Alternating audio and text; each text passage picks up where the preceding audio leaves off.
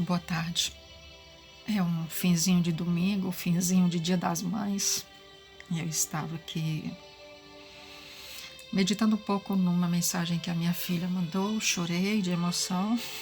Ela, ela soube como tocar no coraçãozinho da mãezinha aqui. E eu fiquei pensando que muitas mães tiveram o privilégio hoje de ser comemorado esse dia. Minhas amigas da escola também, que mandaram muitas mensagens, eu me senti muito feliz nesse dia. Foi o primeiro Dia das Mães, diante de tanta experiência de vida, diante da trajetória a qual eu passei, que verdadeiramente foi lembrado e foi vivido, vivenciado, né? Eu estava pensando quantas mães hoje estão aí. Aí eu fui lá na Bíblia e tem uma passagem que eu acho muito bonita, que fala muito ao meu coração. Algumas vezes já ministrei sobre essa palavra, mas hoje, do nada, eu lembrei dessa passagem e de uma mãe que talvez muitas mães estejam inseridas no contexto que essa mãe estava. E talvez aquela mãe, ela não teve o privilégio de comemorar o Dia das Mães como nós comemoramos, mas todavia ela exerceu o papel de mãe. Exerceu o papel de mãe. Muitas das vezes nós comemoramos, estipulamos só um dia domingo, o segundo domingo do mês de maio é comemorado o Dia das Mães. Sendo que o nosso dia deveria ser lembrado todos os dias. Porque a mãe, ela exerce uma influência muito importante na vida dos filhos, das pessoas. Às vezes aquela mãe ausente, mas que não deixa de estar presente em oração, em pensamentos positivos. Mas aquela mãe ali, ela estava ali usufruindo do dia a dia, na convivência dos filhos, e de repente, por uma quebra de aliança, do nada, na prestação de contas, vieram bater a porta da casa dela e tiraram-lhe os teus filhos, o bem maior da vida dela. E de repente, aqueles filhos foram enforcados, foram mortos, pendurados numa estaca, no madeiro. E ela foi lá e pegou aqueles corpos, aqueles cadáveres. A passagem desta mulher, você que tem o hábito de ler a Bíblia, você já sabe. E quem não tem, está lá em 2 Samuel, capítulo 21, que fala de uma anônima, mas de um papel muito importante que jamais perdeu a esperança, chamada Rispa. 2 Samuel, capítulo 21, diz assim a palavra do Senhor.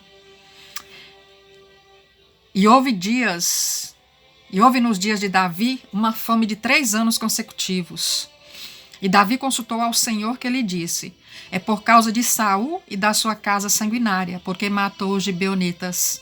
Então chamou o rei aos gibeonitas e lhes falou: ora, os gibeonitas não eram os filhos de Israel, mas do restante dos amorreus, e os filhos de Israel lhes tinham jurado. Porém Saul, no zelo à casa dos filhos de Israel e de Judá, procurou feri-los. Disse, pois, a Davi, aos gibeonitas: que quereis que eu vos faça? E que satisfação vos dareis para que abençoeis a herança do Senhor? Então os gibeonitas lhe disseram: não é por prata nem por ouro que temos questão com Saul e com sua casa, nem tampouco pretendemos matar pessoa alguma em Israel. E ele disse: que é, pois, que quereis que vos faça? E disseram ao rei: o homem que nos destruiu e intentou contra nós, de modo que fôssemos assolados, sem que pudéssemos subsistir em termo algum de Israel, de seus filhos, se nos deem 7 homens, para que os enforquemos ao Senhor em Gibeá de Saul, o eleito do Senhor. E disse o rei: eu os darei. Aí, lá na passagem, no versículo 8, diz assim: mas tomou o rei os 2 filhos de Rispa, filha da Aia, que tinha tido de Saul, a Amoni e a Mefibosete, como também os 5 filhos da irmã de Mical, filha de Saul, que tivera de Adriel, filho de Basilai, Meolatita.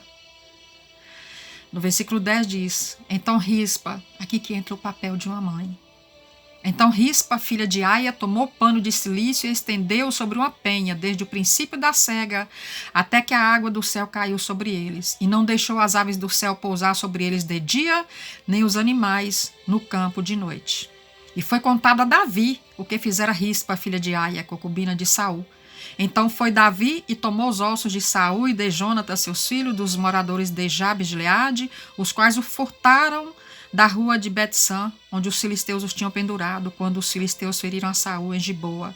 E fez subir dali os ossos de Saul e de Jonatas, seu filho, e ajuntaram-se também os ossos dos enforcados.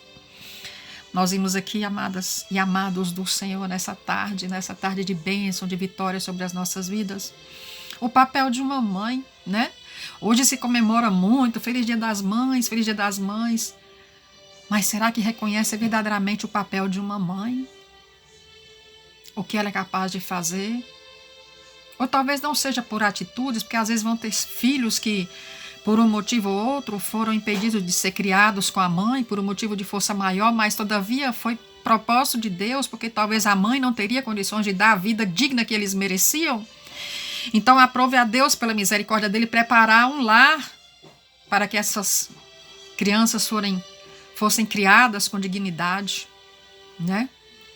Esses filhos que são órfãos de mães vivas, esses filhos que foram impedidos de ser criados com a mãe biológica, mas todavia Deus preparou anjos para cuidarem deles. Ninguém sabe o esforço de uma mãe, o porquê que leva uma mãe a tomar uma atitude drástica dessa, como essa mãe aqui. Ela estava ali, os filhos foram tirados dela, ela jamais esperava que aquela fatalidade viesse a acontecer com ela. Ela estava na casa dela e de repente batem a porta para que aqueles filhos fossem sentenciados à morte. E ela os entrega, sem questionar, sem murmurar, porque quem somos nós, né? Para poder questionarmos diante das evidências, dos fatos da vida, das fatalidades que nos acontecem. Quem somos nós? E o que poderemos justificar, o que poderemos alegar por via de fato? Basta somente aqui que, pela fé, venhamos a aceitar os fatos, conviver com aquilo, sabendo que mais à frente Deus fará algo de bom para favorecer aquela situação triste, caótica, drástica. Aquela mãe vê os filhos sendo levados para enforcamento e de repente aquela mãe vai lá, um ato de coragem, e tira aqueles homens já formados lá daquela estaca. Chega numa penha, pega um pano de cilício, estende sobre a penha, e desde o princípio da cega até que a água do céu caiu sobre eles, foi um processo de quase 6 meses. Incessantemente, ela não deixou as aves do céu pousar sobre eles de dia, porque nós sabemos que um cadáver, quando ele está em estado de putrefação, estado bastante avançado, a carne vai se decompondo, vai se transformando em bactérias, em germes. Nós somos pó, ao pó retornaremos. Agora imagina o mau cheiro que exalava. E nós sabemos que as aves de rapina, os urubus, né? Eles, quando vêm carniça, eles se amontoam. Imagina a luta daquela mulher para não deixar aqueles urubus comerem, devorarem o cadáver dos filhos. E de noite, de noite vinham os bichos, né? E ela continuava ali, incessante, cuidando daqueles cadáveres. Agora imagina, já estavam mortos, não tinha mais esperança de vida, não tinha mais perspectiva, porque já estavam mortos, enforcados, o fôlego de vida já tinha sido expirado. Todavia, ela jamais perdeu a esperança. Ela continuou ali crendo e confiando que algo iria acontecer.